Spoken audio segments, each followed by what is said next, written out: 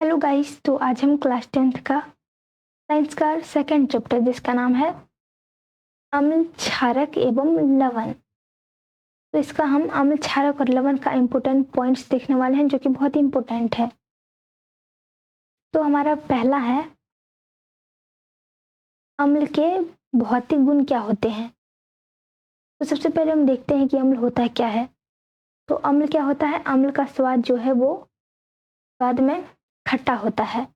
अम्ल का स्वाद हमारा खट्टा होता है। और नेक्स्ट हो गया हमारा दूसरा है अम्ल जो है वो नीले लिटमस पत्र को लाल में बदल देता है। पहला है अम्ल स्वाद में खट्टा होता है और दूसरा है अम्ल नीले लिटमस पत्र को लाल में बदल देता है। और नेक्स्ट है हमारा अम्ल क्या होता है? जलीय विलयन होता है। अम्ल क्या है? अम्ल एक जलीय विलयन है जो H+ आयन देता है। H+ आयन देता है। और नेक्स्ट है हमारा अम्ल क्या है? जलीय विलयन। जलीय विलयन में विद्युत धारा प्रभावित करता है। विद्युत धारा को प्रभावित करता है, प्रवाहित करता है।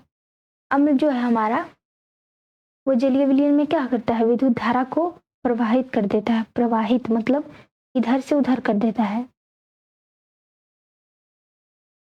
तो नेक्स्ट है हमारा अम्ल के रासायनिक गुण। तो अम्ल के रासायनिक गुण क्या होता है अब वो देखेंगे। भौतिक गुण तुम देख लिए तो अभी देखते हैं अम्ल के रासायनिक गुण। तो पहला हमारा अम्ल धातु के साथ अभिक्रिया करके H2 का निर्माण करता है। H2 means hydrogen. H2 means होता है हमारा हाइड्रोजन। हाइड्रोजन तो जो धातु है हमारा, धातु जो अम्ल जो है धातु के साथ अभिक्रिया करके हाइड्रोजन गैस निर्माण करता है। नेक्स्ट पॉइंट है हमारा अम्ल जो है वो हाइड्रोजन कार्बोनेट या धातु कार्बोनेट के साथ अभिक्रिया करके कार्बन डाइऑक्साइड CO2 का निर्माण करता है। अम्ल क्या करता है? हाइड्रोजन कार्बोनेट या फिर धातु कार्बोनेट के साथ अभिक्रिया करता है carbon dioxide CO2। Carbon dioxide या CO2 दोनों एक ही है, का निर्माण करता है। नेक्स्ट पॉइंट है हमारा अम्ल कुछ धातु ऑक्साइड के साथ अभिक्रिया करके लवण और जल का निर्माण करता है। धातु अम्ल क्या करता है? कुछ धातु के साथ, धातु ऑक्साइड के साथ अभिक्रिया करता है और लवण और जल का निर्माण करता है। ये पॉइंट्स बहुत ही इंपॉर्टेंट है जो कि एग्जाम में सीधा पूछ देता है। और नेक्स्ट है हमारा नेक्स्ट पॉइंट है अम्ल जो है जिसको इंग्लिश में हम एसिड कहते हैं। अम्ल जो है वो शब्द जो है लैटिन भाषा से लिया गया है। अम्ल का शब्द क्या है? लैटिन भाषा है, तो इंग्लिश में एसिड कहते हैं जिसका अर्थ होता है खट्टा। अम्ल का मतलब होता है खट्टा। तो नेक्स्ट देखते हैं हम। नेक्स्ट है हमारा सांद्र अम्ल किसे कहते हैं? सांद्र अम्ल तो ये क्या होता है इसको देखते हैं हम। इसमें अम्ल बहुत अधिक मात्रा में हो। इसमें अम्ल जो है बहुत अधिक मात्रा में, मतलब खट्टा चीज बहुत अधिक मात्रा में हो और जल बहुत कम मात्रा में हो। जल बहुत कम मात्रा में हो उसे क्या कहते हैं? उसे सांद्र अम्ल कहते हैं। और तनु अम्ल किसे कहते हैं? नेक्स्ट हो गया हमारा तनु अम्ल किसे कहते हैं। तो तनु अम्ल हमारा होता है जिसमें अम्ल बहुत कम मात्रा में होता है और जल बहुत अधिक मात्रा में होता है, उसे क्या कहते हैं? उसे तनु अम्ल कहते हैं। और नेक्स्ट है हमारा प्रबल अम्ल किसे कहते हैं? तो ये हो गया हमारा शक्तिशाली अम्ल को प्रबल अम्ल कहते हैं। यहाँ अम्ल हो गया है, ये हो गया अम्ल।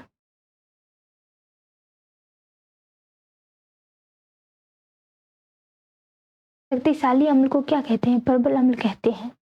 एग्जाम्पल हो गया HCl और H2SO4 और HNO3। और दुर्बल अम्ल क्या होता है? दुर्बल अम्ल किसे कहते हैं? तो ये देखते हैं अब हम। तो अभिकारक कमजोर अम्ल को दुर्बल अम्ल कहते हैं। अभिकारक जो है वो कमजोर अम्ल को दुर्बल अम्ल कहते हैं। अभिकारक कमजोर अम्ल को दुर्बल अम्ल कहते हैं। ये हो गया हमारा दुर्बल अम्ल। कमजोर अम्ल को दुर्बल अम्ल कहते हैं। इसका एग्जाम्पल हो गया हमारा CH3COOH। नेक्स्ट है हमारा अम्लों के कुछ नाम। तो पहला हो गया हमारा सल्फ्यूरिक अम्ल, इसका फॉर्मूला होता है H2SO4। और दूसरा हो गया हमारा हमारा हाइड्रोक्लोरिक अम्ल, इसका सूत्र होता है HCl। तीसरा हो गया हाइड्रोब्रोमिक अम्ल, जिसका सूत्र होता है HBr। और तीसरा हो गया कार्बनिक अम्ल, जिसका होता है सूत्र H2CO3। और नेक्स्ट है हमारा फॉर्मिक अम्ल, इसका सूत्र होता है CH2O2। तीसरा यहाँ हो गया हमारा, नेक्स्ट हो गया नाइट्रिक अम्ल। नाइट्रिक अम्ल का सूत्र होता है HNO3। नेक्स्ट है हमारा लैक्टिक अम्ल। लैक्टिक अम्ल का सूत्र होता है C3H6O3। और नेक्स्ट है हमारा एसिटिक अम्ल, इसका सूत्र होता है CH3COOH। तो अब नेक्स्ट देखते हैं हमारा पॉइंट क्या है, क्षारक किसे कहते हैं। तो क्षारक क्या होता है, जल में घुलनशील क्षारक को क्षार कहते हैं। नेक्स्ट है हमारा क्षारक के भौतिक गुण। तो क्षारक जो है क्षार हमारा, वो स्वाद में क्या होता है, कड़वा होता है। स्वाद में कड़वा होता है हमारा क्षारक। और ये जो है लाल लिटमस पत्र को नीला में बदलता है। क्षारक जो हमारा क्षार है वो लाल लिटमस पत्र को नीला में बदलता है, और जो अम्ल है हमारा वो नीला लिटमस पत्र को लाल में बदलता है। मतलब कि उल्टा, क्षारक जो है वो लाल लिटमस पत्र को नीला में बदलता है, और वो जो है हमारा नीला लिटमस पत्र को लाल में बदलता है। नेक्स्ट है हमारा क्षार क्या है, एक जलीय विलयन में क्षार जो हमारा है वो जलीय विलयन में OH प्लस देता है, OH प्लस आयन। जो है जलीय विलयन में OH प्लस आयन देता है, और हमारा अम्ल जो है वो H प्लस आयन देता है जलीय विलयन में। तो नेक्स्ट पॉइंट देखते हैं हम। नेक्स्ट पॉइंट है हमारा, क्षार जो है हमारा वो जलीय विलयन में क्या करता है, जलीय विलयन में विद्युत को प्रभावित नहीं करता है। मतलब कि क्षार जो हमारा है वो जलीय विलयन में करंट को जाने नहीं देता है। और नेक्स्ट पॉइंट है हमारा क्षारक के रासायनिक गुण। तो क्षारक के रासायनिक गुण क्या होता है, क्षारक जो होता है हमारा वो क्षार धातु के साथ अभिक्रिया करके H2 छोड़ता है। तो क्षार जो हमारा है वो धातु के साथ अभिक्रिया करता है और हाइड्रोजन छोड़ता है। नेक्स्ट पॉइंट है हमारा, क्षार जो है वो अम्लीय ऑक्साइड के साथ अभिक्रिया कर लवण बनाता है। नेक्स्ट पॉइंट है हमारा, क्षार धातु कार्बोनेट या हाइड्रोजन कार्बोनेट के साथ कोई अभिक्रिया नहीं करता है। क्षार जो है, इसको याद रखना बहुत इंपॉर्टेंट है, क्षार जो है हमारा वो धातु कार्बोनेट या हाइड्रोजन कार्बोनेट या हाइड्रोजन कार्बोनेट के साथ कोई अभिक्रिया नहीं करता है। नेक्स्ट पॉइंट है हमारा, प्रबल क्षारक किसे कहते हैं। प्रबल क्षारक मतलब ताकतवर क्षारक। तो ताकतवर क्षारक को प्रबल क्षार कहते हैं। इसका एग्जाम्पल हो गया NaOH और KOH हो गया, और COH2 हो गया। और दुर्बल क्षारक, इसका एग्जाम्पल हो गया हमारा, प्रबल क्षारक होता है NaOH, KOH और COH2। नेक्स्ट हो गया हमारा दुर्बल क्षारक।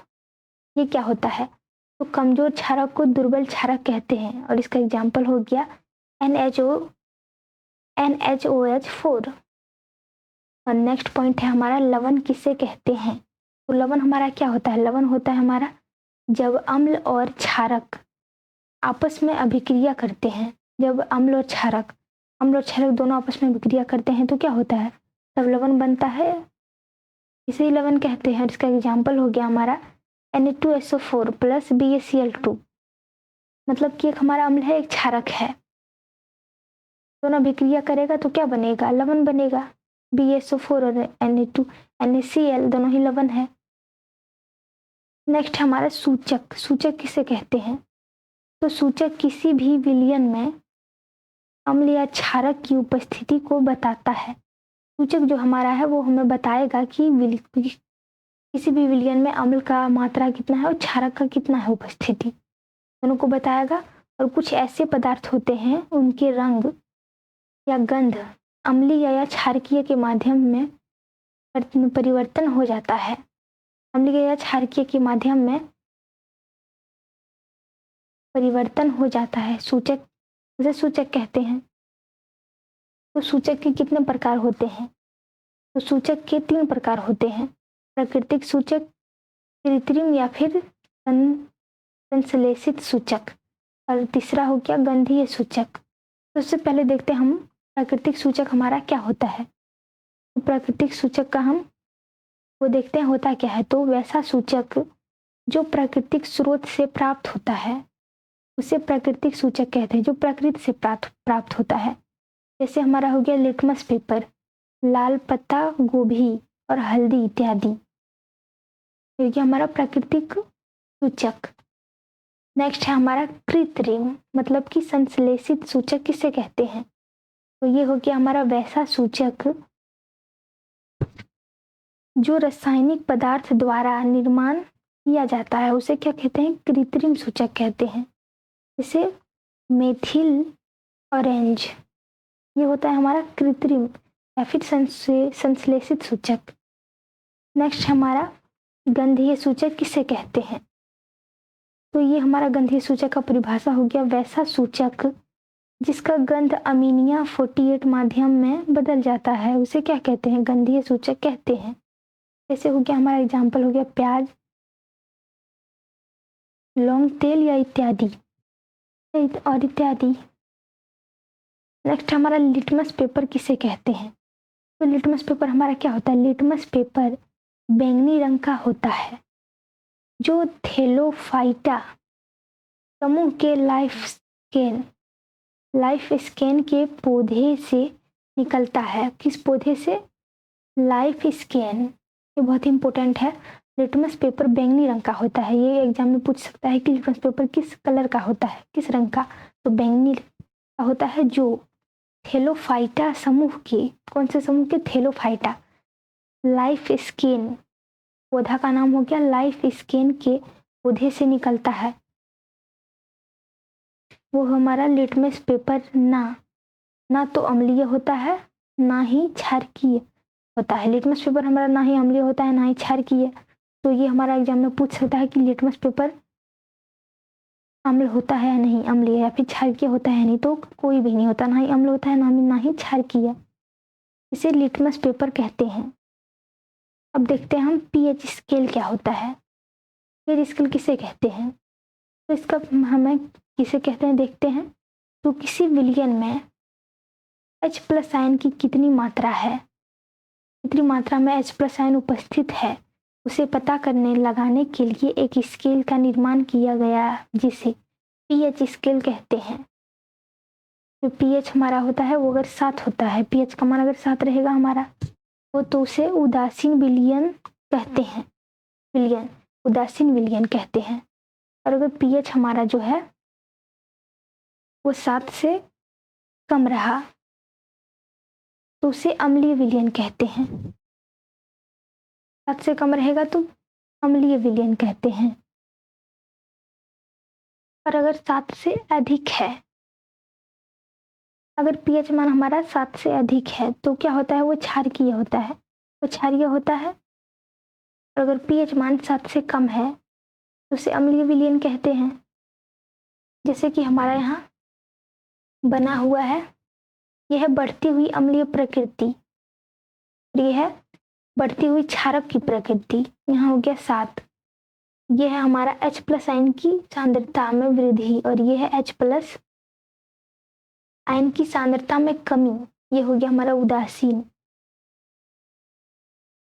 और ये इधर हो गया हमारा अम्ल, इधर हो गया हमारा क्षार। तो नेक्स्ट है हमारा पॉप टेस्ट किसे कहते हैं? पॉप टेस्ट, तो ये होता है हमारा, इसका परिभाषा होता है हाइड्रोजन गैस के निहित परख नली के पास जब एक जलती मोमबत्ती रखी जाती है, तब क्या होता है?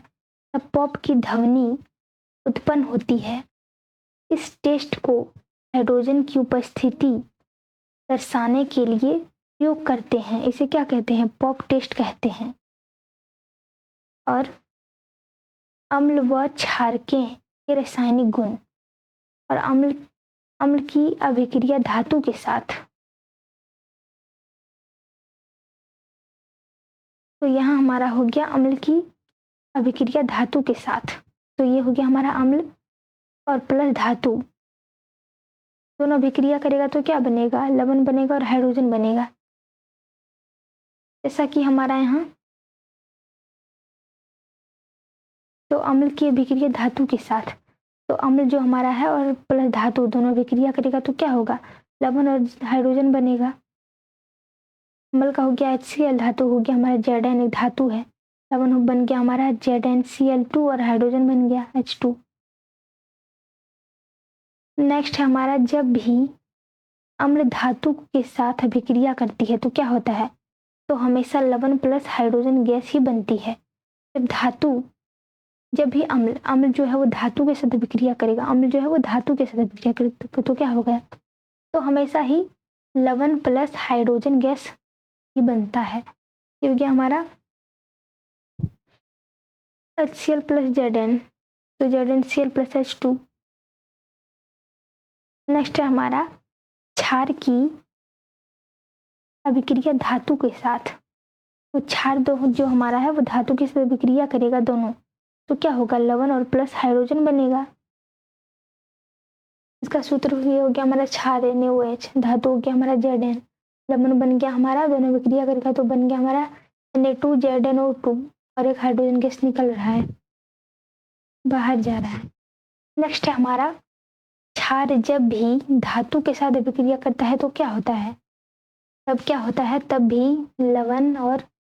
लवण प्लस हाइड्रोजन गैस ही बनता है, लवण और हाइड्रोजन गैस ही बनता है जब धातु के साथ अभिक्रिया करता है। तो ये हो गया हमारा क्षार, ये हो गया हमारा धातु, दोनों अभिक्रिया करेगा तो क्या बना, हाइड्रोजन गैस निकला यहाँ पे। नेक्स्ट है हमारा अम्ल की अभिक्रिया धातु कार्बोनेट के साथ, अम्ल की अभिक्रिया जब धातु कार्बोनेट के साथ होगी तब क्या होगा, अम्ल प्लस धातु कार्बोनेट दोनों अभिक्रिया किया तो लवण प्लस कार्बन डाइऑक्साइड बना और प्लस जल बना। तो अम्ल हो गया हमारा HCl, धातु कार्बोनेट हो गया हमारा Na2CO3, लवण बन गया NaCl, कार्बन डाइऑक्साइड CO2 और जल हो गया H2O। लवण हमारा यहाँ नमक लिए हैं हम, नमक एक लवण है। नेक्स्ट है हमारा अम्ल जब भी धातु कार्बोनेट के साथ विक्रिया करता है तो क्या होता है, अम्ल जो है वो धातु कार्बोनेट के साथ तो अभिक्रिया करती है तो लवण कार्बन डाइऑक्साइड गैस प्लस जल का ही निर्माण करती है। तो यहाँ हम लवण लिए हैं NaCl, बन गया हमारा NaCl, CO2 बना, कार्बन डाइऑक्साइड और जल बना। जब हम HCl और Na2CO3 को दोनों अभिक्रिया किया तो नेक्स्ट है हमारा अम्ल की अभिक्रिया धातु बाइकार्बोनेट के साथ, तो क्या होगा, अम्ल और प्लस धातु बाइकार्बोनेट अगर अभिक्रिया किया दोनों तो हमारा बन गया लवण प्लस कार्बन डाइऑक्साइड प्लस जल। HCl ये हम ले लिए हैं हाइड्रोक्लोरिक अम्ल और Na2CO3 दोनों अभिक्रिया किया तो क्या बनेगा, लवण बन गया NaCl, नमक बन गया और CO2 कार्बन डाइऑक्साइड और जल बन गया H2O। नेक्स्ट है हमारा अम्ल जो है वो जब भी धातु बाइकार्बोनेट के साथ करेगा, यहाँ था हमारा अम्ल जो है वो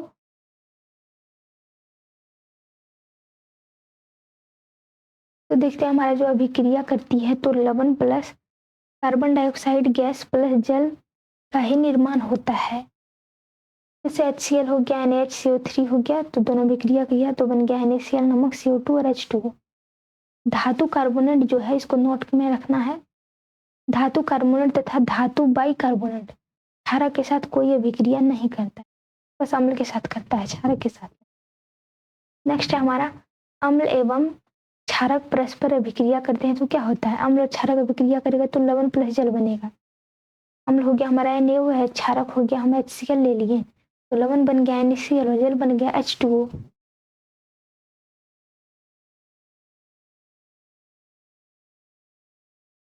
नेक्स्ट हमारा उदासीन अभिक्रिया किसे कहते हैं, उदासीन, तो जब अम्ल और क्षारक एक दूसरे से अभिक्रिया करते हैं तब अम्ल द्वारा क्षारक को प्रेक्षित प्रभाव तथा क्षारक द्वारा अम्ल का प्रभाव समाप्त हो जाता है, तब जाकर लवण प्लस जल का निर्माण होता है। इसे क्या कहते हैं? उदासीन अभिक्रिया कहते हैं। नेक्स्ट है हमारा, जब प्रबल अम्ल और दुर्बल अम्ल एक दूसरे से अभिक्रिया करते हैं तो अम्लीय लवण प्लस जल का निर्माण होता है, जिसका पीएच मान 7 से कम होता है, मतलब जल अम्लीय ही होगा। प्रबल अम्ल का एग्जाम्पल हो गया प्रबल अम्ल प्लस दुर्बल अम्ल, दोनों अभिक्रिया किया तो अम्लीय जल लवण बना और जल बना। नेक्स्ट है हमारा, जब दुर्बल अम्ल और प्रबल क्षारक एक दूसरे से अभिक्रिया करते हैं तो क्षारकीय लवण प्लस जल का निर्माण होता है, इसका पीएच मान 7 से अधिक होता है, मतलब ये क्षारीय हुआ। दुर्बल अम्ल और प्रबल क्षारक दोनों अभिक्रिया किया तो क्षारीय लवण बना और जल बना। नेक्स्ट है हमारा, जब प्रबल अम्ल और प्रबल क्षारक, जब प्रबल भी अम्ल हो क्षारक भी प्रबल हो, मतलब बहादुर, दोनों भी स्ट्रॉन्ग हो, अम्ल भी स्ट्रॉन्ग हो और क्षारक भी स्ट्रॉन्ग, तो क्या होता है? एक दूसरे से अभिक्रिया करते हैं तो उदासीन लवण प्लस जल का निर्माण होता है, जिसका पीएच मान 7 होता है। इसका एग्जाम्पल हो गया प्रबल अम्ल प्लस प्रबल क्षारक, दोनों अभिक्रिया किया तो उदासीन लवण बना और जल बना। नेक्स्ट है हमारा, जब दुर्बल अम्ल और दुर्बल क्षारक एक दूसरे से अभिक्रिया करते हैं तो उदासीन लवण प्लस जल का निर्माण करते हैं, जिसका पीएच मान 7 होता है। इसका एग्जाम्पल हो गया दुर्बल अम्ल प्लस दुर्बल क्षारक, दोनों अभिक्रिया किया तो उदासीन लवण बना और जल बना। नेक्स्ट है हमारा, अम्लों की अभिक्रिया धात्विक ऑक्साइडों के साथ अभिक्रिया कराते हैं तो क्या होता है? अम्ल जो है वो अम्ल हमारा वो धात्विक ऑक्साइड के साथ अभिक्रिया किया तो क्या बनेगा? लवण बनेगा, जल बनेगा। नेक्स्ट है हमारा, धात्विक ऑक्साइड की प्रकृति क्षारीय होती है, क्षारीय क्षार होता है, इसलिए यह अम्ल के साथ अभिक्रिया करके लवण तथा जल बनाती है। हमारा हो जो धात्विक ऑक्साइड की प्रकृति है वो क्षारीय होती है, इसलिए यह अम्ल के साथ अभिक्रिया करता है और लवण तथा जल बनाती है। और नेक्स्ट है हमारा, क्षारकों की अभिक्रिया अधात्विक ऑक्साइडों के साथ, जब क्षारकों की अभिक्रिया जब क्षारक और अधात्विक ऑक्साइड अभिक्रिया करते हैं तो क्या होगा? तो क्षारक है हमारा और अधात्विक ऑक्साइड दोनों अभिक्रिया करेगा तो लवण बन गया और जल बन गया हमारा। नेक्स्ट है हमारा, अधात्विक ऑक्साइड की प्रकृति अम्लीय होती है, इसलिए यह अम्ल के साथ अभिक्रिया करके लवण तथा जल बनाता है। ये पॉइंट है हमारा, सभी अम्ल H+ आयन उत्पन्न करती हैं और सभी क्षारक OH- उत्पन्न करते हैं। तो बहुत ही इंपॉर्टेंट है, VBI क्वेश्चन है, वेरी वेरी इंपॉर्टेंट, क्योंकि एग्जाम में पूछ सकते हैं, बहुत ही चांसेस है ये पूछेगा। ये अम्ल कौन सा आयन उत्पन्न करता है? क्षारक, तो क्षारक OH- और अम्ल जो है वो H+ आयन। तो नेक्स्ट है हमारा, सोडियम हाइड्रोक्साइड, इसका सूत्र होता है NaOH। सबसे पहले देखेंगे हम सोडियम क्लोराइड जो है, सोडियम क्लोराइड के जलीय विलयन में विद्युत पास करने पर यह विभाजित होकर सोडियम हाइड्रोक्साइड उत्पन्न करता है। इस प्रक्रिया को क्लोर क्षार प्रक्रिया भी कहते हैं, क्लोर क्षार प्रक्रिया कहते हैं। यहाँ देखना हमें कि सोडियम क्लोराइड, सोडियम हाइड्रोक्साइड है, सोडियम क्लोराइड जो है वो जल विलयन में विद्युत पास करने पर यह विभाजित हो जाता है और सोडियम हाइड्रोक्साइड उत्पन्न करता है। तो इससे हमारा क्वेश्चन बनेगा कि इस प्रक्रिया को क्लोर क्षार प्रक्रिया होता है क्या है, और एक हाइड्रोजन सोडियम हाइड्रोजन कैसे बनता है? सोडियम हाइड्रोजन कैसे बनता है? जब सोडियम क्लोराइड के जलीय विलयन में विद्युत को हम पास करने पर पास होता है, जब तो क्या होता है? यह विभाजित हो जाता है और सोडियम हाइड्रोक्साइड उत्पन्न करता है। इसका एग्जाम्पल हो गया NaCl, 2NaCl प्लस 2H2O, दोनों अभिक्रिया किया तो क्या बन गया 2NaOH plus Cl2 plus H2 बन गया। तो नेक्स्ट है हमारा विरंजक चूर्ण। विरंजक चूर्ण का सूत्र होता है CaOCl2। तो ये जो हमारा इसमें पॉइंट है, शुष्क बुझा हुआ चूना CaOH2 के साथ क्लोरीन जो है Cl2 की अभिक्रिया करके क्या करता है, विरंजक चूर्ण का निर्माण करता है। तो इससे हमारा हो गया कि विरंजक चूर्ण कैसे बनता है। तो शुष्क बुझा हुआ चूना जो हमारा है, सूत्र होता है CaOH2 के साथ जो है क्लोरीन के साथ अभिक्रिया करता है, Cl2 की अभिक्रिया करके क्या करता है, विरंजक चूर्ण का निर्माण करता है। तो हमारा जो बुझा हुआ चूना है CaOH2 प्लस क्लोरीन Cl2 दोनों अभिक्रिया किया तो CaOCl2 विरंजक चूर्ण बना और जल बना। नेक्स्ट है इसका हमारा उपयोग कैसे करते हैं।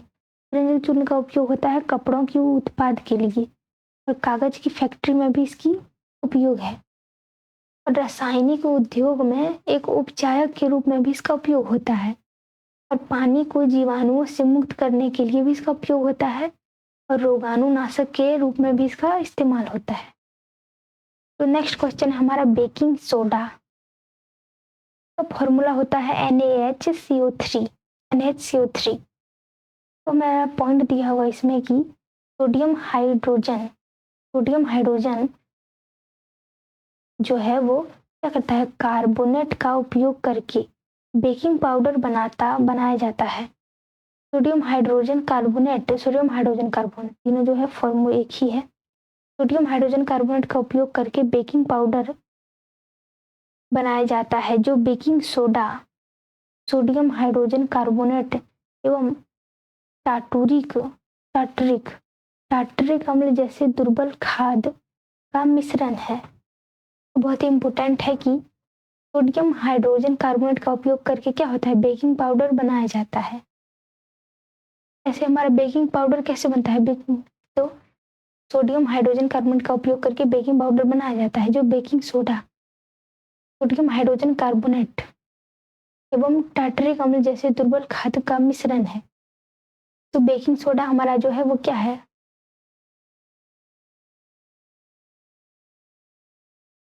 वो है हमारा टार्टरिक अम्ल जैसे दुर्बल खाद का मिश्रण है। तो एग्जाम्पल हो गया NaCl plus H2O plus CO2, तीनों अभिक्रिया करे चारों NH3, चारों अभिक्रिया करेगा तो क्या बनेगा NH4Cl प्लस NaHCO3। नेक्स्ट है हमारा इसका उपयोग, खाना पकाते समय गर्म करने पर नम्र अभिक्रिया होती है। तो नेक्स्ट पॉइंट है हमारा, खाना पकाते समय करने पर निम्न अभिक्रिया होती है। और ये एग्जाम्पल है हमारा 2NaHCO3 और Na2CO3 plus H2O plus CO2।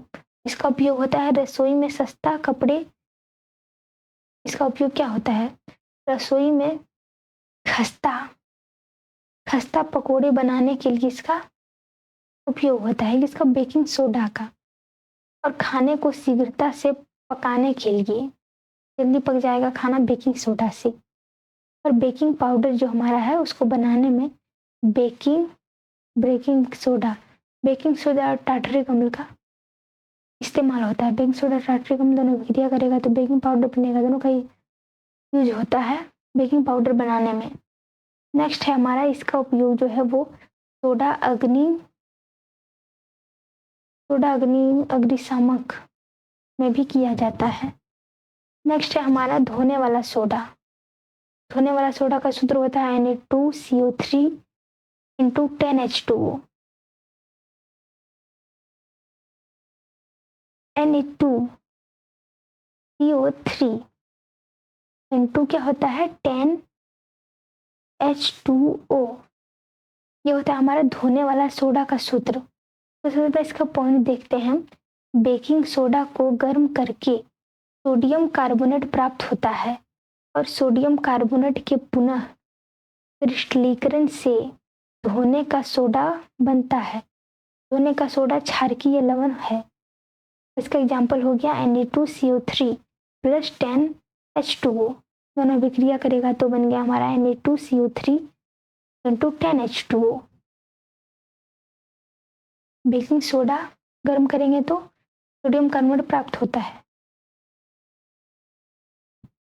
और सोडियम कार्बोनेट की पुनः जो है क्रिस्टलीकरण होने पर होने वाला सोडा बनता है। और इसका उपयोग कहाँ कहाँ होता है? इसका उपयोग होता है कांच, साबुन एवं कागज उद्योग में, फैक्ट्रियों में होता है, जहाँ कांच, साबुन और कागज बनते हैं। और इसका उपयोग बोरेक्स जैसे सोडियम यौगिक बनाने में होता है, बोरेक्स। और इसका उपयोग जो है वो घरों में साफ सफाई, हॉस्पिटल में साफ सफाई के लिए भी होता है। जल में अस्थायी कठोरता को खत्म करने के लिए भी इसका प्रयोग होता है। किसका? शुद्ध होने वाला सोडा का। नेक्स्ट है हमारा plaster of Paris. Plaster of Paris, इसका सूत्र है, और इसका शॉर्ट हो गया POP, मतलब पी से प्लास्टर ऑफ का और पेरिस का POP। और इसका हमारा सूत्र हो गया, इसका फॉर्मूला हो गया CaSO4 इंटू 1/2H2O। ये हो गया हमारा प्लास्टर ऑफ पेरिस का सूत्र। तो हमारा इसमें पॉइंट देखते हैं, जब जिप्सम को 373 के पर गर्म करने पर क्या होता है? जिप्सम जो है वो जल के अणुओं को छोड़कर कैल्शियम सल्फेट हेमोडाइटेड हेमीहाइड्रेट सल्फेट हेमीहाइड्रेट में परिवर्तित हो जाता है। उसे क्या कहते हैं? प्लास्टर ऑफ पेरिस कहते हैं। यह एक सफेद चूर्ण है जो जल में मिलकर पुनः जिप्सम बनकर ठोस रूप में ग्रहण करता है। तो जिप्सम कैसे बनता है? जब जिप्सम को 373 के पर गर्म करते हैं तो जिप्सम जल के अणुओं को छोड़कर कैल्शियम सल्फेट हेमीहाइड्रेट में परिवर्तित हो जाता है। उसे प्लास्टर ऑफ पेरिस कहते हैं। या एक सफेद चूर्ण है। ये क्या है? सफेद चूर्ण है। सफेद चूर्ण में या एक सफेद चूर्ण में जो है वो जल में मिलकर पुनः जो है जिप्सम बनकर ठोस रूप में ग्रहण करता है। इसका फॉर्मूला हम देखते हैं कैसे बनता है। CaSO4 इंटू 2H2O प्लस जो है 1/1 है जो हाफ, और 1/2H2O जो है वो अभिक्रिया करता है दोनों, तो क्या बनता है? CaSO4 into 2H2O। तो अब इसका उपयोग जो है प्लास्टर ऑफ पेरिस कब का है? उपयोग कहाँ होता है? हड्डियों को जोड़ने के लिए इसका उपयोग होता है। जब लोगों का पैर टूट जाता है तो प्लास्टर ऑफ पेरिस का ही वहाँ यूज होता है। नेक्स्ट है हमारा प्लास्टर ऑफ पेरिस को खिलौने बनाने, सजावट के सामान के लिए भी उपयोग होता है। खिलौने बनाने के लिए भी प्लास्टर ऑफ पेरिस का उपयोग होता है और सजावट के सामान को बनाने के लिए भी। नेक्स्ट है हमारा प्लास्टर ऑफ पेरिस का उपयोग कहाँ होता है? सत्ता को चिकना करने के लिए भी इसका प्रयोग होता है। तो पूरा हमारा पॉइंट्स हम देख लिए हैं। तो क्वेश्चन जो है हमारा सेकेंड चैप्टर का अम्ल, क्षारक और लवण का, वो हम नेक्स्ट वीडियो में कवर करेंगे। तो तब तक के लिए इतना ही, मिलते हैं नेक्स्ट वीडियो में। तब तक के लिए थैंक यू।